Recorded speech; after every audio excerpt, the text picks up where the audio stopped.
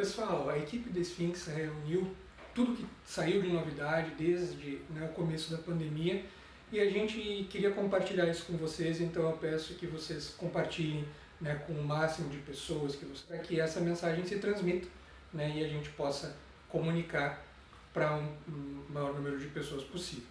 Antes de mais nada, é importante dizer qual é a situação que está a pandemia hoje no Rio Grande do Sul. O Rio Grande do Sul, a gente está com 2% de mortalidade, o que é a metade da mortalidade do Uruguai, dos Estados Unidos, geral do Brasil, é quase 1/10 da mortalidade na Inglaterra e na França. E por que a gente está tendo esse resultado tão positivo no controle da pandemia? Por conta de que a sociedade como um todo se empenhou no distanciamento social, houve uma grande mobilização e por conta disso os pacientes que adoeceram tiveram acesso a recurso de UTI quando precisaram, nós não entramos num colapso do nosso sistema de saúde e isso é o resultado de uma colaboração, de um esforço, de um sacrifício de toda a sociedade. Houve uma série de flexibilizações ali em torno do Dia dos Namorados, o comércio voltou, as pessoas talvez precisaram de dar aquele respiro para conseguir lidar com essa situação do distanciamento social. Mas agora, mais do que nunca, é importante que a gente retome os nossos esforços, porque numa dessas, se dobrar novamente, vai começar a faltar recursos, as pessoas vão começar a morrer sem ter acesso aos recursos de saúde que elas precisam.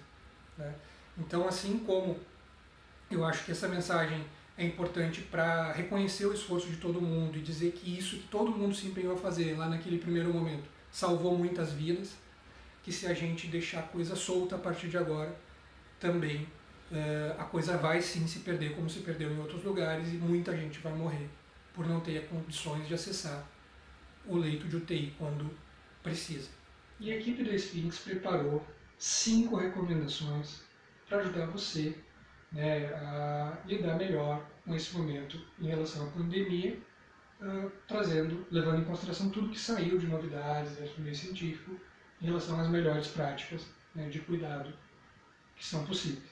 Então, primeiro delas, use o seu horário de atendimento presencial com consciência.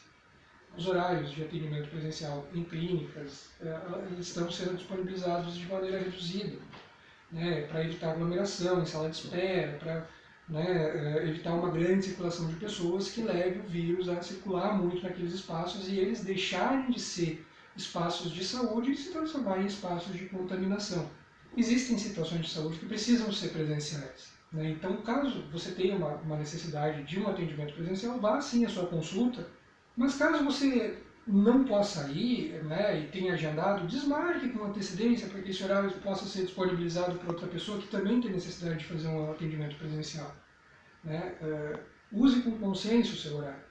Se você puder fazer o atendimento online, dê preferência a fazer o atendimento online nesse momento, para evitar a circulação do vírus e para que os estabelecimentos de saúde não se tornem locais muito contaminados. A segunda recomendação diz respeito a lavar as mãos e usar máscara. Lave muito as mãos, saiu de um lugar, entrou no outro, lave as mãos. Voltou para casa, lave as mãos. Quanto mais lavar as mãos com água e sabão, melhor. Por quê? Porque é assim que a gente leva os vírus respiratórios de um lugar para outro. A gente pega aqui, daqui a pouco a gente larga lá, e daqui a pouco a gente se contamina alguém. Então lavar as mãos faz muita diferença. Lavar muito as mãos. Usar máscara. O uso de máscara, ele faz com que, se você der um espirro, esse espirro não vai chegar em outra pessoa e você tem um coronavírus lá dentro de você e você não sabe, espirrou, esse espirro vai ficar na máscara, não vai chegar em outra pessoa. A máscara é um cuidado que a gente tem de não contaminar o próximo caso a gente esteja contaminado e não souber. Então, use a máscara, lave as mãos, isso nunca é demais. Tenha em casa termômetro e oxímetro. Termômetro porque às vezes a gente tem rinites, agora no inverno, a época de tirar as coisas do armário, de ter os mofos, porque as coisas ficam muito fechadas, às vezes a gente começa a ter rinites. Parece gripe, parece resfriado, mas não é. Botou o termômetro, não tem febre, dificilmente seja gripe, seja alguma coisa que vá contaminar alguém. O oxímetro serve para que a pessoa que tem a falta de ar saiba se aquilo é uma falta de ar por ansiedade ou se é uma falta de ar porque o pulmão lá, o aparelho respiratório está funcionando mal. Você está com um pouco de falta de ar, colocou o oxímetro no dedo e mostrou que está funcionando quase 99%, 100% de saturação, está funcionando bem a sua respiração. Essa falta de ar que você está sentindo não representa que você esteja respirando mal. Provavelmente é por conta de ansiedade, não tem necessidade de você ir no hospital, ir numa emergência, num pronto atendimento, né? E melhor que não vá, porque pode ser que você vá por ansiedade, sem ter o risco de precisar de alguma coisa que eles tenham lá, e volte contaminado para trazer o coronavírus para dentro da sua casa. Então o oxímetro lhe ajuda nesse sentido. Então tem em casa o termômetro e o oxímetro. Se tiver alguma dúvida em relação à possibilidade de estar contaminado pelo coronavírus, faça um atendimento à distância, a Sphinx está aqui à disposição para ajudar, tem outros serviços que estão também disponibilizando atendimento online. Se você tiver com falta de ar, acione os serviços de atendimento móvel de urgência, eles vão lhe atender à distância e vão avaliar a necessidade de você ir para a emergência ou de deslocar uma ambulância até a sua casa. Então, se existir uma situação de maior gravidade, acione o SAMU, seja orientado à distância, caso seja necessário, né? Então, tenha termômetro e oxímetro, lave as mãos e use máscara, use o atendimento presencial com consciência. Uma novidade, uma coisa bem importante que é diferente das recomendações que a gente deu anteriormente. Se você tiver risco de ter o quadro grave da doença, quais são os pacientes que têm o risco maior de ter o quadro grave da doença? As pessoas que têm comorbidades clínicas, que têm outras doenças, hipertensão, diabetes, tá?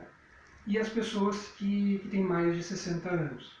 Então, se você tem risco de ter o quadro grave da doença, e você começar a apresentar algum sintoma gripal, busque tratamento preventivo dos quadros graves da doença. Se você tiver alguma dúvida em relação a isso, entre em contato com a gente do Sphinx, que a gente dá toda a orientação para você acessar precocemente o tratamento que pode prevenir você de ter um quadro grave da doença, caso você seja de risco de ter o quadro grave. Uma boa notícia, né? Então, hoje em dia a gente está com a questão do distanciamento social cada vez mais necessário. E já fazem 2 meses aqui em Porto Alegre que a gente teve. Muita gente já teve contato com o coronavírus e não sabe que teve. Se você teve um quadro gripal nesse período, se você teve algum contato com o coronavírus e já desenvolveu imunidade, não tem mais a necessidade de você ficar dentro de casa a maior parte do tempo. Você pode circular livremente e tem como você saber se você já tem imunidade ou não ao coronavírus com um teste sorológico, né? Então, se você já teve algum quadro gripal desde o início da pandemia e gostaria de saber se tem imunidade ou não, tem como fazer o teste, para ver se você já tem imunidade ou não. E se você tiver imunidade, não existe mais a necessidade de fazer o distanciamento social ou de usar máscara, porque você não tem mais o risco nem de se contaminar, nem de transmitir a Covid-19. Então são essas as recomendações que a gente tem para ajudar você a lidar com a pandemia, baseado nas novidades que a gente tem até então.